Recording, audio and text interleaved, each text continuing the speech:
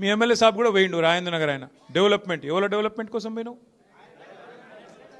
వస్తాయి అన్ని బయటకు వస్తాయి భయపడకురి సుల్తాన్పూర్ బయటకు వస్తుంది గాసిమియా కూడా బయటకు వస్తుంది అన్ని బయటకు వస్తాయి ఎవరికి ఏం తెలియకుంటే ఏం లేము అందరికి అన్ని తెలుసు ప్రభుత్వం మళ్ళీ 2 ఏళ్లలో వస్తుంది ఎవరోళ్ళని ఏం చేయాలనో ఎవరోళ్ళ సంగతి ఎట్లెట్లా తీయాలనో ఎవరోళ్ళ బెండ్ ఎట్లెట్లా తీయాలనో తీసే బాధ్యత మాది ఇదివరకు లెక్క ఉండదు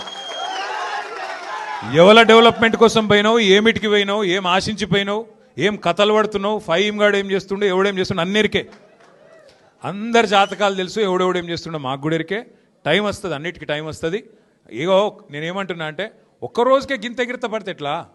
ఒక్కరోజుకి ఒక్కసారి గవర్నమెంట్ రాగానే అడిమారి గుడి దెబ్బల గింత ఆగమవుతారు సుత్తం పైన దేవుడు ఉన్నాడు కింద ప్రజలు ఉన్నారు మీరు తలుసుకుంటే ఎంత పెద్ద పోటుగాడైనా ఎక్కడికి పోవాలన్నా గాడికే పోతాడు